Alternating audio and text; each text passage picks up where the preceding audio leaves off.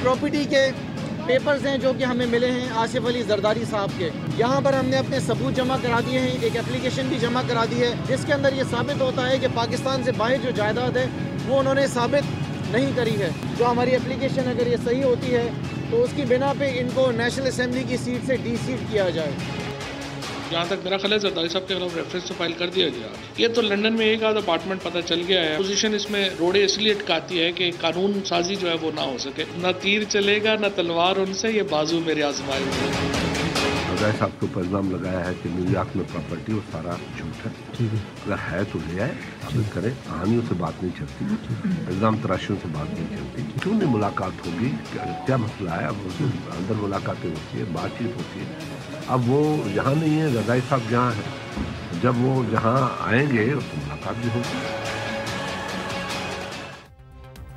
अस्सलाम वालेकुम, very good evening to all of you. आप देख रहे हैं पसे पर्दा और मैं हूं नादिया नकी। एहतिसाब की जहां बात इस वक्त मुस्तकिल मुल्क में चल रही है, वहीं हमने देखा कि आज इलेक्शन कमीशन में कल जो बात की गई थी वफाकी हुकूमत की तरफ से जो उसूली फैसला किया गया था कि आसिफ अली जरदारी साहब के खिलाफ इलेक्शन कमीशन में दरख्वास्त दायर की जाएगी कि उन्हें डी-सीट किया जाए, क्योंकि उन्होंने अपने गोशवारों में उस अपार्टमेंट का जिक्र नहीं किया जिसके वो मालिक हैं जो न्यूयॉर्क में है। आज खुर्रम शेर जमान साहब ने ये दरख्वास्त दायर की और जब उन्होंने ये दरख्वास्त दायर की तो उसके बाद उन्होंने मीडिया से गुफ्तगू करते हुए कहा कि वो दस्तावेज़ात जो प्रॉपर्टी के हैं वो उन्होंने दाखिल कर दिए हैं और साथ ही उन्होंने ये भी कहा कि वो नैब से भी अपील करते हैं कि अपनी तहकीकात, नैब को भी इस पर तहकीकात करनी चाहिए। दूसरी तरफ ये टिट फॉर टैट चल रहा है कि अपोजिशन जमात यानी पाकिस्तान पीपल्स पार्टी के सीनियर रहनुमाओं ने भी मीडिया से गुफ्तगू की इलेक्शन कमीशन के ऑफिस के बाहर इस्लामाबाद में, जहाँ सेक्रेटरी इलेक्शन कमीशन के पास वो पहुंचे और फरतुल्लाह बाबर साहब ने ये कहा कि बड़े शॉर्ट नोटिस पर वो बड़े शुक्रगुजार हैं कि सेक्रेटरी इलेक्शन कमीशन ने उन्हें केटर किया और उन्होंने वो असासे मांगे हैं जो कि वज़ीर आज़म इमरान खान साहब ने जो जमा करवाए गोशवारे इंतखाबात के लिए, और साथ ही वो ये जानना चाहते हैं कि फैसल वाडा की तफसील क्या है इन गोशवारों की, यानी कि असासे जो उन्होंने जमा कराए हैं। साथ ही जब वो मीडिया से गुफ्तगू कर रहे थे तो अलीमा खान साहिबा का भी जिक्र किया और कहा कि प्राइम मिनिस्टर की बहन को महज जुर्माना देकर कैसे फारिग किया गया जबकि उनसे मनी ट्रेल नहीं पूछी गई। इस पर उन्होंने इंदिया दिया कि गोया कि वो अदालत से भी रुजू करेंगे। इसके अलावा उन्होंने जहांगीर खान तरीन साहब का भी जिक्र किया कि वो चाहते हैं कि बेनामी अकाउंट्स जो उनके नाम पर थे, यानी जहांगीर खान तरीन साहब के ऊपर उन्होंने इल्ज़ाम आयद किया कि वो बेनामी अकाउंट्स की तफसील भी जानना चाहते हैं। ये वो बात हो रही है जो इस वक्त पीपल्स पार्टी और पाकिस्तान तहरीक इंसाफ की हुकूमत में बड़े वाज़े तौर पर ऐसा लगता है कि all guns loaded towards each other. दूसरी तरफ पाकिस्तान मुस्लिम लीग नून, जिसके लिए कहा जा रहा है कि 24 दिसंबर को अगर उनके जो ताहयात कायद हैं नवाज शरीफ साहब, उनको एक मरतबा फिर सज़ा हो जाती है, जेल भेज दिया जाता है, तो ऐसे में नून लीग का लाहे अमल क्या होगा। कुछ ज़राए की इत्तलात से ये पता चल रहा है कि जैसे कि कोई बहुत मुल्कगीर एहतजाज किया जाएगा, कोई तहरीक जो है उसका आगाज़ किया जाएगा। कल इस हवाले से भी बड़ी मीटिंग्स हुई और ये चहमागोइयाँ भी हैं। पीपल्स पार्टी भी इसमें पीछे नहीं है। अगर जरदारी साहब को भी गिरफ्तार कर लिया जाता है तो उस पर पीपल्स पार्टी की भी बड़ी 8-9 घंटे की मीटिंग्स हुई हैं टू एक्चुअली डिसाइड कि what is going to be the way forward. अब इस तरह से मुल्क आगे कैसे चलेगा? क्या पॉलिटिकल इंस्टेबिलिटी ऑपोजिशन ने सोच ली है कि मौजूदा हुकूमत को ये तोहफा देंगे? और मौजूदा हुकूमत ने क्या सोचा है? क्या वजह है कि अब जरदारी साहब की तरफ तमाम तोपों का रुख है? अपने मोहतरम मेहमानों का तारुफ कराती चलूँ। आज जब जरदारी साहब के खिलाफ रेफरेंस फाइल की गई, यानी कि एक दरख्वास्त दायर की गई इलेक्शन कमीशन सिंध में यानी कराची के दफ्तर में, तो उस वक्त ऑपोजिशन लीडर इन सिंध फिरदौस शमीम नकवी साहब भी उनके हमरा थे। Thank you so much for joining us in Karachi Studios. और आपसे ज़रूर पूछेंगे कि पहले जो खबरें आ रही थी कि ये दरख्वास्त एक्सेप्ट नहीं की जा रही, कि दायरे कार से बाहर है, उस पर ज़रूर रोशनी डालिएगा। इस्लामाबाद में, लाहौर में अपने मोहतरम मेहमानों का तारुफ कराती चलूँ। Barrister Aamir Hasan Pakistan Peoples Party से, thank you so much barrister साहब। आप गोया मेरे ख्याल से उस 8-9 घंटे की जो मीटिंग हुई है उसका शायद हिस्सा थे, जो कि एक लाहे अमल तय किया जा रहा है कि क्या होगा इन event of any arrest of Asif Ali Zardari साहब। लाहौर से ही हमें ज्वाइन कर रहे हैं पाकिस्तान मुस्लिम लीग नून से आसिफ बाजवा साहब। आपका बेहद शुक्रिया फॉर ज्वाइनिंग अस। पहले आ जाते हैं ज़रा नकवी साहब की तरफ और इनसे पूछते हैं कि क्या इसमें सदाकत है कि पहले ये दरख्वास्त जो आप लोग दायर करने जा रहे थे जरदारी साहब के खिलाफ, उसको एक्सेप्ट नहीं किया जा रहा था, और वजह क्या थी उसकी? जी, मैं बिस्मिल्लाह रहमान रहीम, जब हमने दाखिल की थी तो हमने अपने वकला से जो है वो राय ली थी और उन्हें कहा था क्योंकि फॉर्म जो है स्क्रूटनाइज यहाँ हुआ था तो और हम कह रहे हैं कि वो स्क्रूटनी के अंदर कंसीलमेंट ऑफ फैक्ट्स है, तो the complaint should be registered here with the Sindh election commission. Khattak साहब बदस्तूर जिद पे थे कि जी ये केस तो ट्राइब्यूनल का, हमने कहा हम ट्राइब्यूनल की बात ही नहीं कर रहे, हम तो ये कह रहे हैं एक नए फैक्ट्स टू लाइट आए हैं, एक मीडिया टॉक शो पे आया है, हमने फर्दर न्यूयॉर्क से जो डॉक्यूमेंट्स थे उनको चेक करवा के हम आपके पास लाएँ कि हमारे लिहाज से आर्टिकल 621F के तहत अब ये सादिक और अमीन नहीं रहे हैं, जिससे कि इनने कंसीलमेंट के, और बड़े तजर्बाकार सियासतदान हैं, उनको वैसे भी पाकिस्तानी सियासत का लोमड़ी कहा जाता है कि the smartest of all the politicians और द शार्पेस्ट और the most cunning, which ever word वो यू वांट टू यूज़, वो सब होते हैं। तो हमने कहा कि उनको ये नहीं हो सकता कि उनसे कोई गलती से रह गई हो बात, वो कोई पहली दफ़ा नहीं ये भर रहे, वो बार बार कई दफ़ा भर चुके हैं। 1900 मेरे ख्याल से 88 से वो बाकायदा इस एक्सरसाइज का हिस्सा रहे।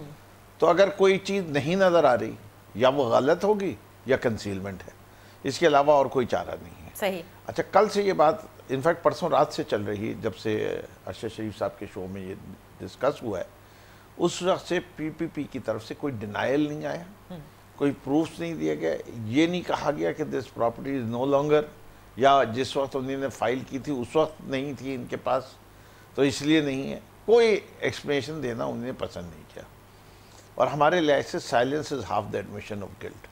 तो अगर किसी भी सियासी जमात को इतनी लूज बॉल मिलेगी तो वो उसको we will go for it. Okay, तो हमने तो इसलिए एप्लीकेशन दाखिल की है। सही। अच्छा, मैं ये जानना चाहूँगी, जैसे नकवी साहब कह रहे हैं, बैरिस्टर साहब, कि किसी भी सियासी जमात को जब कोई इतनी लूज बॉल मिलती है, ऑफ कोर्स फिर ये बनता है जाना, लेकिन बड़ी अजीब सी बात लगती है कि आप ही की वो जमात थी जिसने इंतखाबात 2018 के बाद इस पूरी ऑपोजिशन को मुत्तहद किया, फोर्स किया कि हलफ लीजिए और ऐसे ना जाएं, लेकिन और उस वक्त ये कुछ बातें भी थी कि कहीं ना कहीं अभी भी बैकडोर राब्ते चल रहे हैं पीपल्स पार्टी के एस्टैब्लिशमेंट से, इसीलिए दे आर सेइंग कि हलफ उठाना चाहिए। ये सडनली आपकी तरफ सारी तोपों का रुख क्यों आ रहा है? बहुत शुक्रिया जी। देखें, अगर हमने असम्बली को बचाया है या पार्लिमानी सिस्टम को आगे बढ़ाया है और जमहूरी निज़ाम को तक़वियत दी है, तो ये मेरे ख्याल से इस्टेब्लिशमेंट के साथ डील का हिस्सा तो नहीं हो सकता। इस्टेब्लिशमेंट तो वो काम करवा रही है जो आजकल ये मौजूदा हुकूमत कर रही है।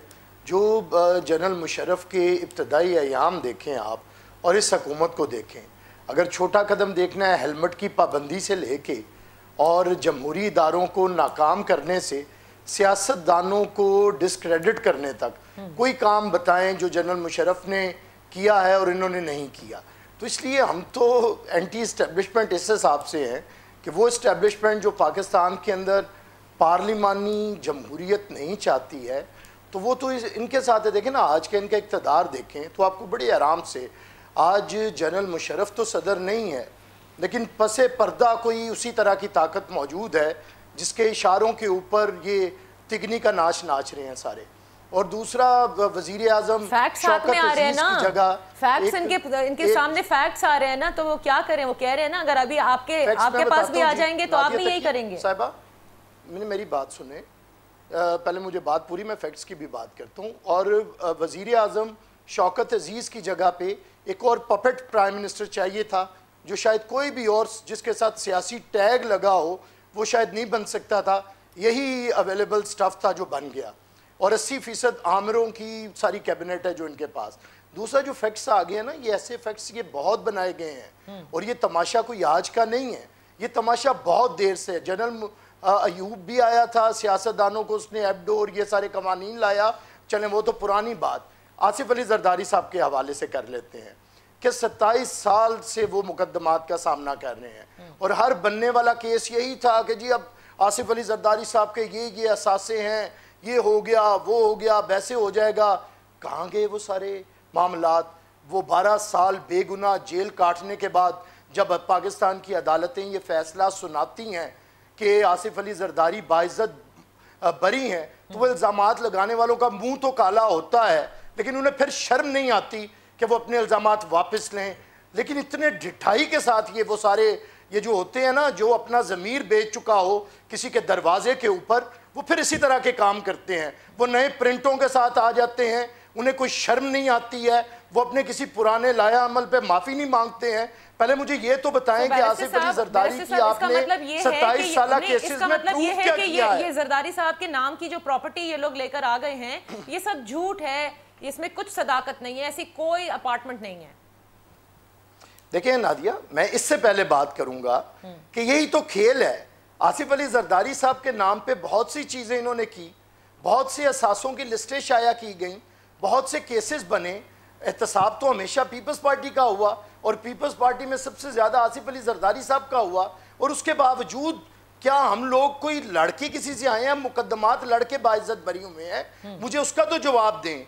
मेरी पार्टी की जो आपने रिसेप्शन को जिस तरह मीडिया ट्रायल किया है और जिस तरह दूसरे ट्रायल से तो हम बाइज्जत बरी हो गए, मीडिया ट्रायल हमारी जान नहीं छोड़ता है। रोज पहले हमें मुजरिम डिक्लेयर किया जाता है, लेकिन 27 साल लगते हैं अदालतों को हमें बाइज्जत बरी करने में। अब हम फिर अगले 27 साल यही तमाशा खेलने जा रहे हैं कि ये आमरों के बगल बच्चे और उनके बच्चे जबूरे और उनके पपेट्स ये पुतली तमाशा पाकिस्तान में करते रहेंगे, और हर वो लीडर जिसने जलते हुए पाकिस्तान को पाकिस्तान खपे कह के बचाया है, वो लोग कभी सवाल करें ना।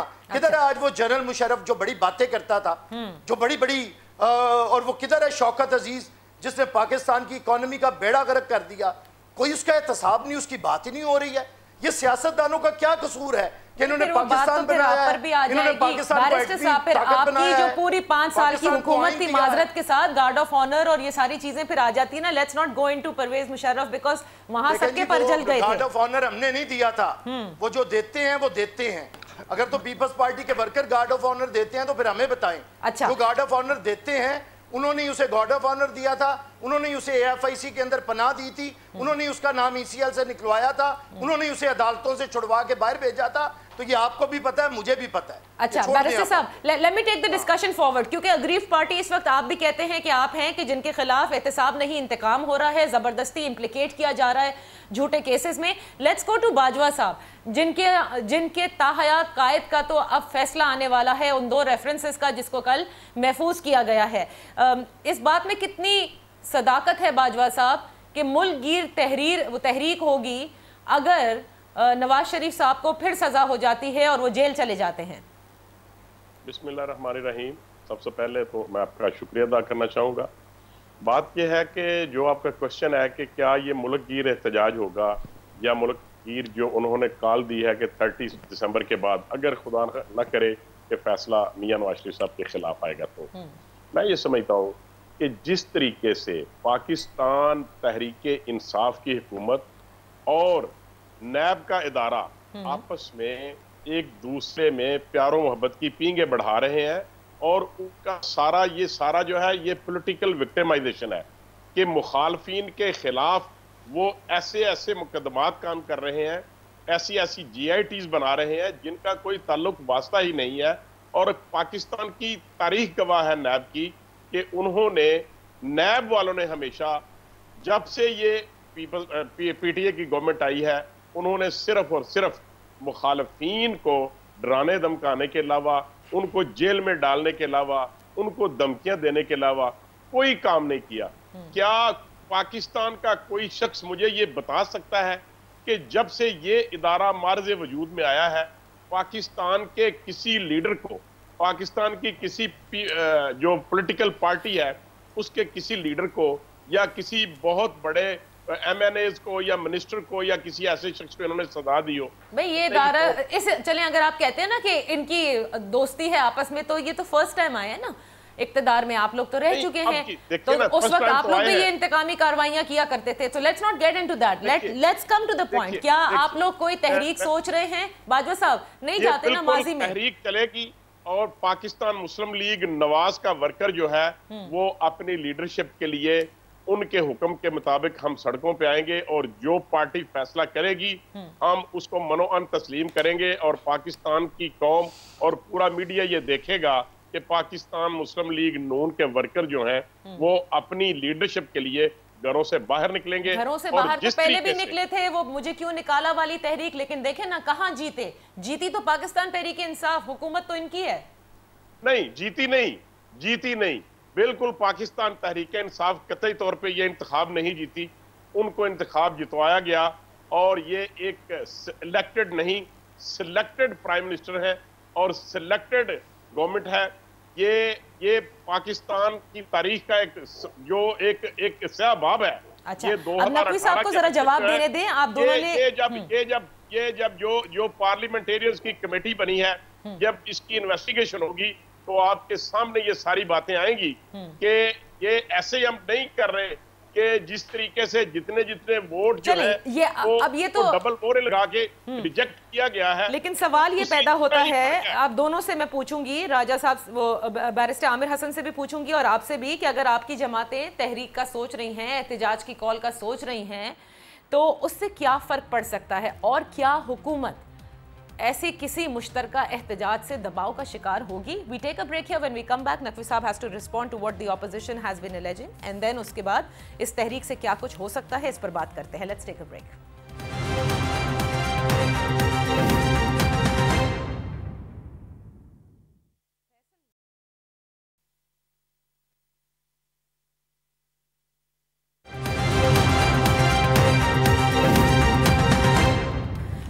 ऑपोजिशन और हुकूमत आमने सामने, एक प्लान कर रही है किसी मुश्तरका तहरीक की, तो दूसरी ने ये कमर बांध ली है कि बस अगर हमें पता चला कि किसी ने किसी किस्म की कोई करप्शन की कहानी सामने आ रही है तो फिर हम नहीं छोड़ेंगे, क्योंकि हम तो ये कहकर आए हैं कि करप्शन फ्री सियासी निज़ाम हमें इस मुल्क में राइज करना है। फिरदौस शमीम नकवी साहब, पहले तो ये फरमाइएगा, ये भी बड़ी बातें हैं कि सिंध में पीपल्स पार्टी से आप लोगों के मामला ठीक तौर पर नहीं चल रहे हैं बहुत सारे उमूर पर, और एक जो कि मेरे लिए थोड़ा सा एक शॉकिंग भी है, बिकॉज ज़ाहिर है नंबर्स मैटर अ लॉट।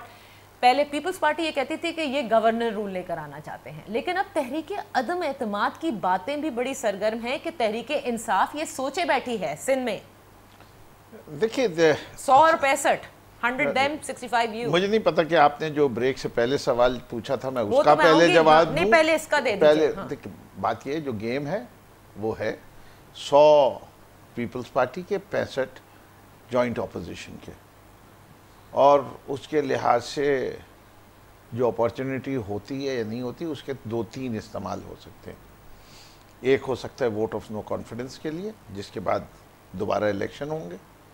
एक हो सकता है फॉरवर्ड ब्लॉक बनाने के लिए और उनकी गवर्नमेंट को टॉपल करके आप अपनी गवर्नमेंट बनाएं।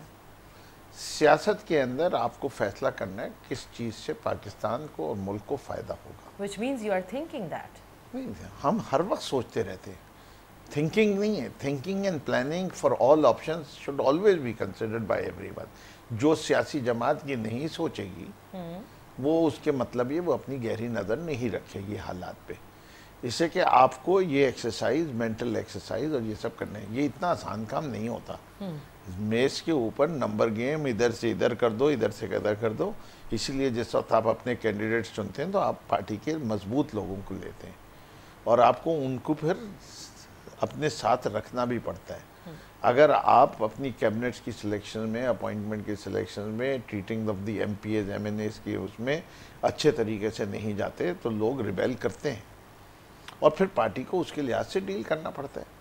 ऐसी बात और कई दफ़ा जब होती है, हमने देखी KPK में निकाला था लोगों को अपने के वोट, सेनेट के वोट के सिलसिले में। लेकिन एक बात बताए ना, जब तहरीक अदम एतमाद लाया जाता है तो बहुत कोई मतलब ग्रेव सिचुएशन हो चुकी हो, कहीं कुछ काम ना हो रहा हो, पता नहीं क्या हो रहा हो, तो आप तो ऐसी सरप्राइज की बात करती हैं। मैं तो सरप्राइज हूं कि आप इतनी सरप्राइज क्यों शो कर रही हैं। This got the mandate and a very clear one।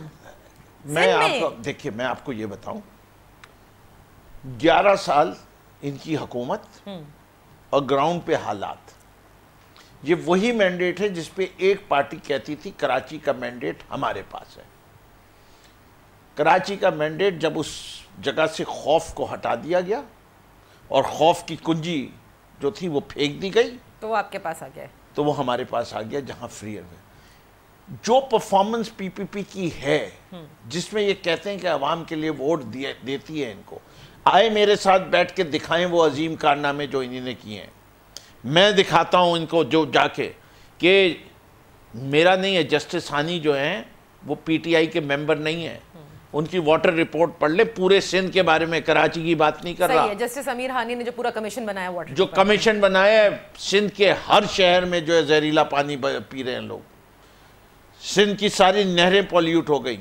2006 से इस शहर का 350 मिलियन गैलन पानी समुद्र में अनट्रीटेड डाला जा रहा है। इस शहर में जिसमें 22,000 बसें थी, जो कि पाकिस्तान का सबसे बड़ा शहर था, आज उस शहर के अंदर चलती हुई बसें 12,000 से कम है, और जो पब्लिक ट्रांसपोर्ट है वो 7,000 है, बाकी 5,000 जो है कॉन्ट्रैक्ट कैरियर्स और ख़राब बसें पड़ी हुई हैं। आप किसी चीज को देख ले, पानी की बूंद बूंद को तरसता है। ये सारे मामला देखने के बाद क्या आप नहीं समझती कि एक ऐसी हुकूमत जो कि अरबों के रुपए के 1143 बिलियन रुपीस के बजट के ऊपर बैठी हुई एक हुकूमत जो है, वो 11 साल से जो पैसे खर्च करती आ रही है और उसके नजदीक ग्राउंड पे कुछ नजर नहीं आता, तो वो ग्रेव सिचुएशन नहीं है। ठीक है, ये ग्रेव सिचुएशन है। तहरीक आदम एतमाद लाई जा सकती है क्योंकि सियासी जमातें जो हैं वो गहरी नजर रखती हैं। नकवी साहब ये कहते हैं, कार्ड्स आहिस्ता आहिस्ता शो किए जा रहे हैं। बैरिस्टर साहब, where are you going to go? मुझे ये समझ नहीं आ रही। प्राइम मिनिस्टर वहां सेंटर में कहते हैं मिड टर्म इलेक्शन भी हो सकते हैं क्योंकि कप्तान कभी स्ट्रैटेजी चेंज कर सकता है। Opposition leader in Sindh assembly से इसके गहरी नजर रखते हैं और ग्रेव सिचुएशन क्यों नहीं है नजर आती है। पीपल्स पार्टी की जो परफॉर्मेंस है पिछले 11 सालों में, ये क्या होने जा रहा है भाई?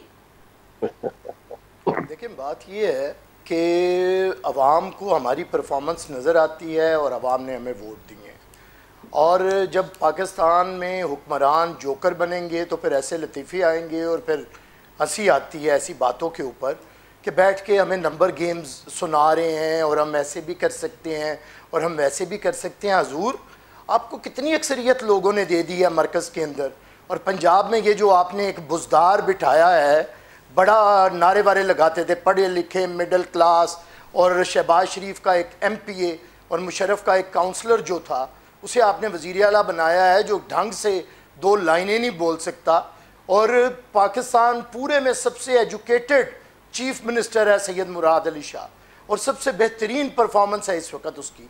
और ये जो आप बातें सुना रहे हैं ना, हमें पानी में ऐसे हो गया और वैसे हो गया और ये है और वो है, आपने कभी ना तो पूरा सिंध देखा है, आप कराची में अपने मोहल्ले तक रहने वाले बोल सकते हैं आप ये बातें, तो ये है बैठ के टीवी के ऊपर आपने देखा है, आपको सुना, मैं आपसे कहीं ज्यादा गया हूं। देखिए, सब अपनी अपनी बात करेंगे, ये भी मेरी बात सुनेंगे, ये तरीका ही नहीं है। अच्छा, लेकिन आपने अगर जोकर कहा तो फिर मैं नहीं बोलने दूंगा। काउंसलर मुंतखब नहीं हुए थे, आप अपने अल्फाज को चुनाव में जरा मुनासिब रखें, वरना मैं डाकू और चोर भी कहूंगा। चुनाव में बड़े बड़े बेहतरीन मुझे अल्फाज चुनने आते हैं, जरा आप भी होशमंदी से बात करें, मुझे पता है कि अल्फाज कैसे चुनने हैं।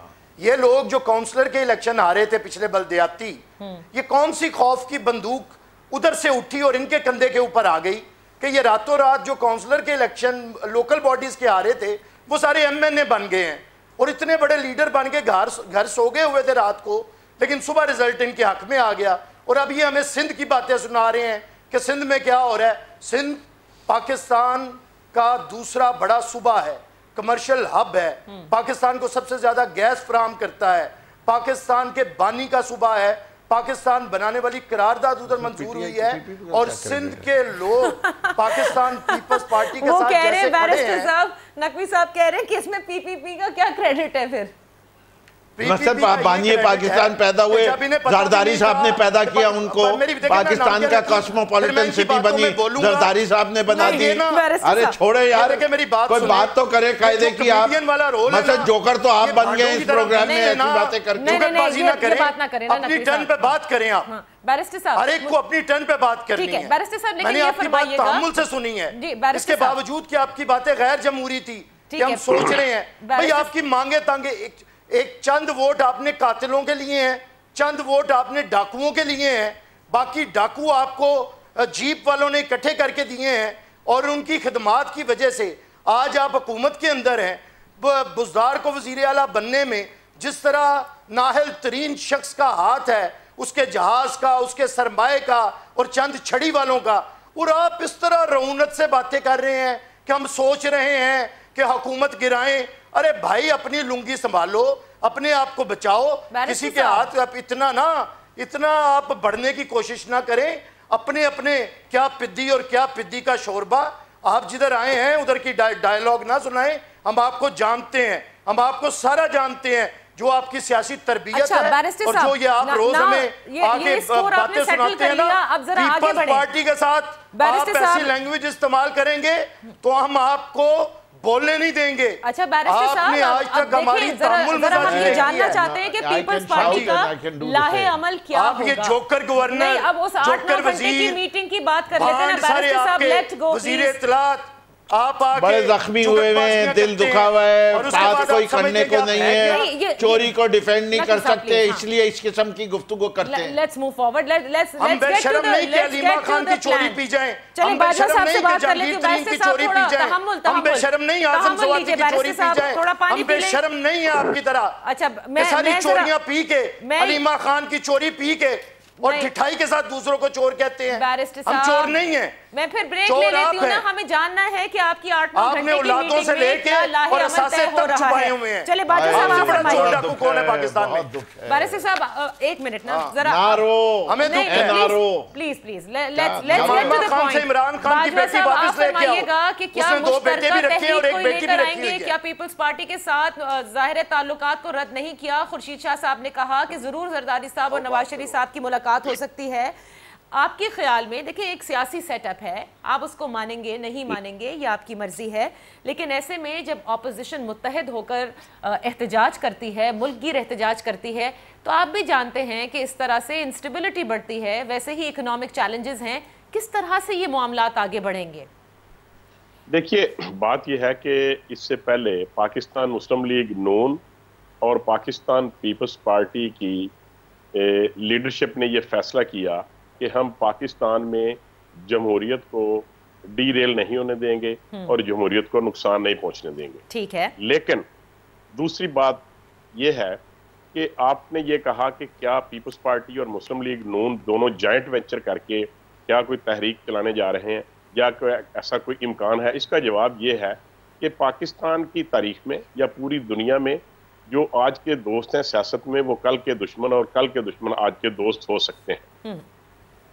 इसलिए गुजारिश ये है कि पाकिस्तान में जमहूरियत को बचाते हुए और पाकिस्तान में जो डेमोक्रेटिक सिस्टम चल रहा है, जो असेंबलियां हमारे वजूद में आई हैं जुलाई 2018 के इलेक्शन के बाद, हम कतई तौर पे ये नहीं चाहेंगे कि पाकिस्तान में डेमोक्रेसी को कोई नुकसान हो। लेकिन अगर जिस तरीके से नैब के जरिए और जो पीटीआई की गवर्नमेंट है उनके आपस में गठजोड़ के जरिए जिस तरीके से पॉलिटिकल विक्टिमाइजेशन की जा रही है, ये हम दोनों जमातों के खिलाफ है सारे का सारा मामला, और किसी दीगर के खिलाफ नहीं है। देखिए ना, अलीमा खान का मामला है, उसको कहते हैं कि आप इस तरह करें, इतने करोड़ पे आप फाइन दे दें और आपको इसको रेगुलराइज कर देते हैं। इमरान खान का जो घर है उसको कहते हैं कि आप इसको रेगुलराइज करवा लें, और दूसरे लोगों को उनके मकान और उनकी जो चीजें हैं उनको गिराया जा रहा है। क्या आप ये समझते हैं कि ये इंसाफ के तकाज़ों के मुताबिक है? अगर किसी एक पार्टी के लीडर को किसी एक मिसाल के तौर पे आशियाना में नहीं बुलाते, साफ पानी कंपनी में बुलाते हैं, तो अब वो कह रहे हैं कि हम आशियाना में जो है उनका रेफरेंस बनाने जा रहे हैं। क्या किसी शख्स के खिलाफ जब तक रेफरेंस दायर ना किया गया हो, नैब ने किसी को गिरफ्तार किया है? ठीक है, आप लोगों का हक है एहतजाज करना, जमहूरियत में होता है, बिल्कुल आप लोगों का हक है एहतजाज करना, लेकिन मैं ये जानना चाहती हूँ सिस्टम डीरेल ना हो, ये आप लोग जानते हैं कि किस लिमिट तक आप जाएंगे, लेकिन इस एहतजाज से क्या आप समझते हैं कि हुकूमत पर किसी किस्म का कोई प्रेशर होगा, इदारों पे कोई प्रेशर होगा, एहतसाब के खास तौर से क्या होगा इससे? देखिए, जो बात है कि हुकूमत पे क्या प्रेशर हो सकता है, उसका एक बड़ा सिंपल सवाल है, जवाब है।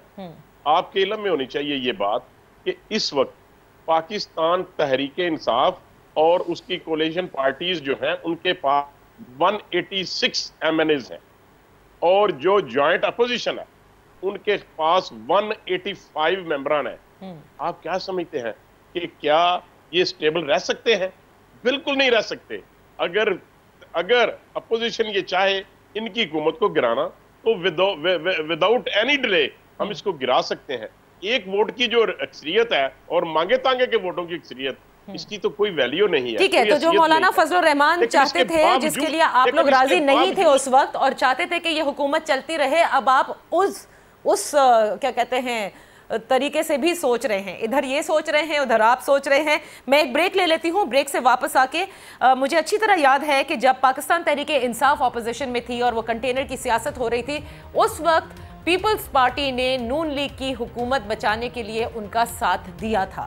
यानी ऑपोजिशन चाहे तो बहुत कुछ गड़बड़ कर सकती है। क्या हुकूमत परेशान है इससे, किसी किस्म का कोई दबाव महसूस करती है मुत्तहद ऑपोजिशन से? Let's take a break and ask this with to mister Firdous Naqvi. Not to forget कि जो अलीमा खान साहिबा का इन्होंने जिक्र किया है, मनी ट्रेल सब कर रहे हैं। आज बख्तावर भुट्टो जरदारी साहब ने कुछ देर पहले भी एक ट्वीट की। आप सब जानते हैं कि PSL की जो टीम थी मुल्तान सुल्तान, वो जहांगीर तरीन साहब के बेटे अली तरीन ने बाय की है। और बख्तावर भुट्टो ने ट्वीट में ये पूछा है कि ये पूछा जाए कि ये मनी ट्रेल कहाँ से आई, क्योंकि काफ़ी महंगी उन्होंने ये टीम खरीदी है। Let's take a break.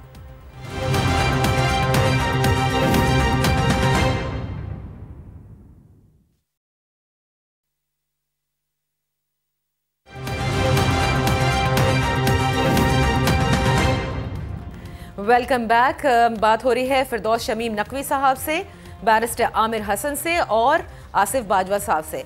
Naqvi साहब, हुकूमत प्रेशर तो फील करती है ना। देखिए, नवाज शरीफ की हुकूमत ने आपके कंटेनर को बड़ा फील किया, तभी तो पीपल्स पार्टी बचाने आई थी। अगर ये दोनों मुश्तरका तहरीक लेकर आते हैं, एहतजाज करते हैं, वो भी इन दी इवेंट अगर इनके कायदीन को जेल होती है, so do you not feel that pressure? नहीं, मेरे ख्याल से देखिए, प्रेशर जो है ना, दोनों एहतजाज में फ़र्क है।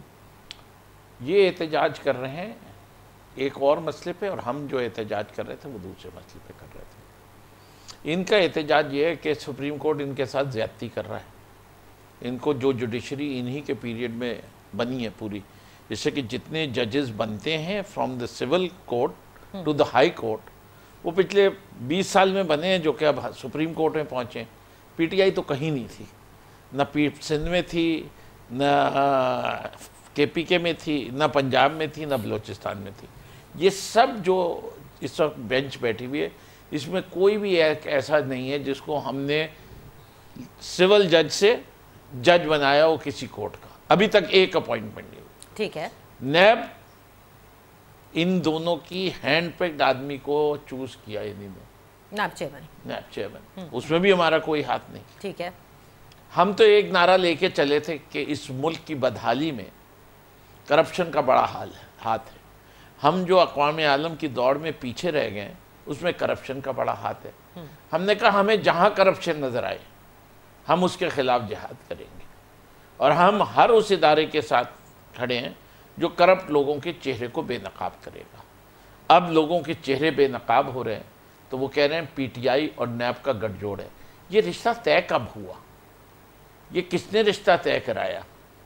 ये कैसे ताल्लुकात हो गए ऐसे कि PTI और नैब की पार्टनरशिप हो गई, PTI और सुप्रीम कोर्ट की पार्टनरशिप हो गई? वही सुप्रीम कोर्ट जहांगीर तरीन को भी नाअहल करता है, वही सुप्रीम कोर्ट जो है आज़म स्वाति को खिलाफ एक्शन लेने को तैयार है, वही सुप्रीम कोर्ट या हाई कोर्ट मंशा बॉम्ब के खिलाफ रहता है। सिर्फ हमने क्योंकि प्लेटफॉर्म ये लिया हुआ है कि PTI जो भी होगा अदालत के फैसलों को मानेगी। सही।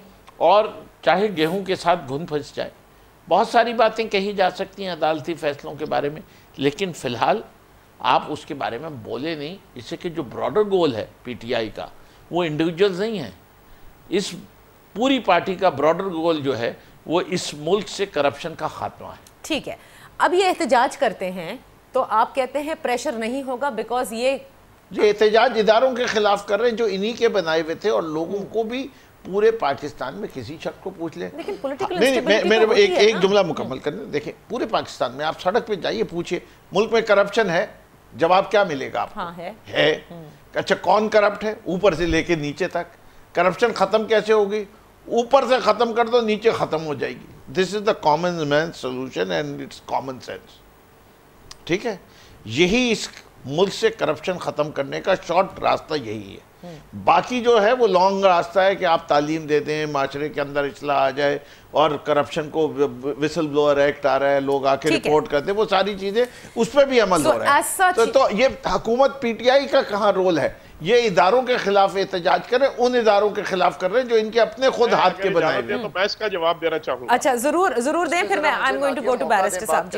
जी देखिए ये जो बात कर रहे हैं ना कि ये हमारी PTI की और इनकी जजेस की और दूसरे इदारों के साथ इनका रिश्ता कब तय हो गया, ये एक छोटी सी बात करना चाहूंगा एक फिक्रे में। ये रिश्ता हमें उसने बताया जिसका नाम जावेद हाशमी है। जब जावेद हाशमी साहब छोड़ के आए PTI को, तो जितनी प्रेस कॉन्फ्रेंस और मीडिया टॉक्स की, उनको निकालने नादिया नकीस साहब, आपको इनकी सब बातों का जवाब मिल जाएगा। नंबर 1। नंबर 2, ये कहते हैं, नोट कर लीजिए आप, दूसरी बात ये कहते हैं कि क्या जजेस को, सिविल जजेस को, भाई सिविल जज कोई भर्ती होके सुप्रीम कोर्ट तक नहीं जाता। नंबर 1। नंबर 2, सिविल जज से हाई कोर्ट का जज बनता है और उसके बाद सुप्रीम कोर्ट का बनता है। लेकिन सुप्रीम कोर्ट, बात सुन लेना सर मेरी, लेट मी कंप्लीट, आपको शायद इल्म नहीं है, आप सुनी सुनाई बातें करते हैं। दूसरी बात ये है कि ये इदारे हैं, सुप्रीम कोर्ट एक इदारे की बात है।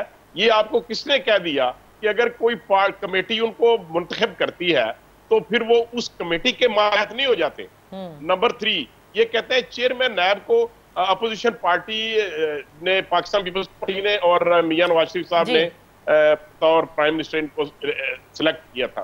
तो क्या ये प्राइम मिनिस्टर के मतहत है या उसके किसी के मतहत नहीं हो जाता?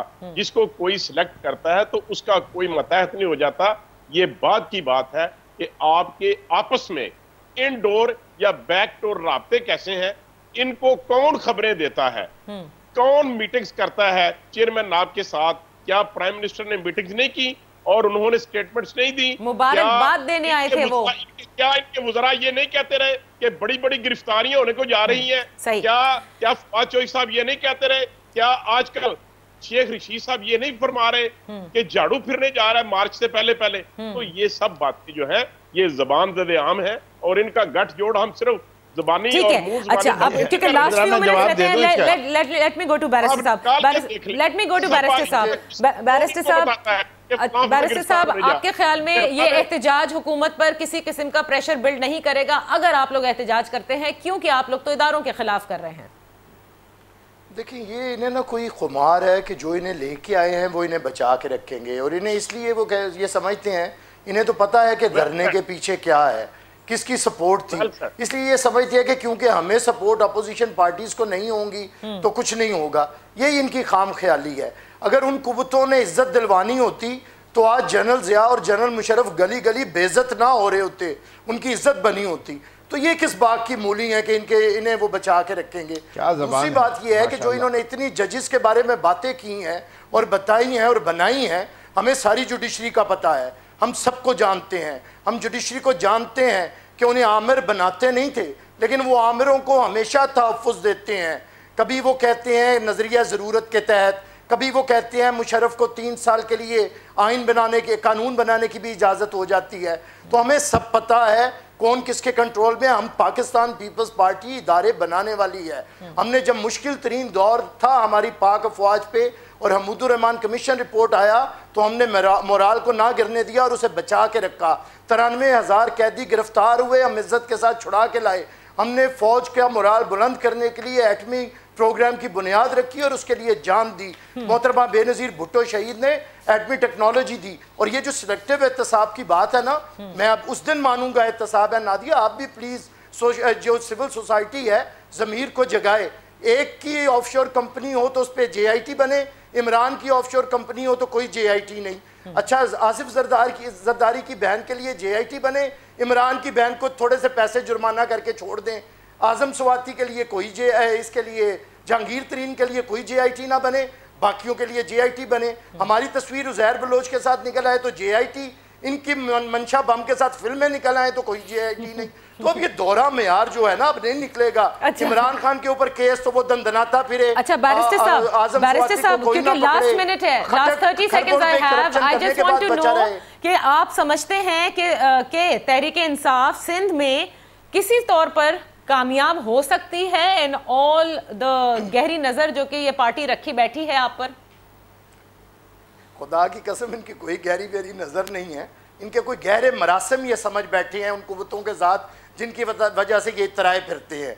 और ये वो मुद्दत वाले होते हैं, उनकी मुद्दत पूरी होने से पहले ये एक्सपायर हो जाएंगे, ये मैं आपको बता रहा हूँ। अच्छा, ये इतने जोगे है ही नहीं, ये सारे काउंसलर का इलेक्शन आ रहे हुए हैं। अनफॉर्चुनेटली वक्त खत्म हो रहा है। गमले में भी नहीं होंगे। नहीं, ये तो चेयरमैन रह चुके हैं, कैसी बातें कर रहे हैं। अभी खैर बल्दियाती इंतखाबात भी होंगे ना, बड़ी जल्द आने वाले, सब नजर आ जाएगा। बट ये बड़ी अजीब बात है इसलिए क्योंकि जब हम इकोनॉमिक चैलेंजेस का जिक्र करते हैं और कहते हैं कि मुल्क में अब आहिस्ता आहिस्ता ज़ाहिर है हुकूमत अपनी कदम जमा रही है और चाहती है कि इसको मुआशी बहरान से निकाला जाए, ऐसे में किसी किस्म का मुल्क जो है वो मेरे ख्याल से पॉलिटिकल इंस्टेबिलिटी का मुतहम्मिल नहीं हो सकता, नहीं होना चाहिए। अब किस तरह से ऑपोजिशन और हुकूमत मिलकर इस पार्लियामेंट को चलाती है, 5 साल की इस हुकूमत में बहुत कुछ लगता है होगा, अप्स एंड डाउन्स भी होंगे। ये मार्च वाली बात जो शेख रशीद कहते हैं, आई डोंट नो कि इसमें कितनी सदाकत है, क्योंकि वो बहुत कुछ बहुत बार हर बार कहते आए हैं, हर बार वो सही साबित भी नहीं हो सके। इजाज़त दीजिए, इंशाल्लाह फिर आपकी खिदमत में हाजिर होंगे। अपना ख्याल रखिएगा। अल्लाह हाफिज़।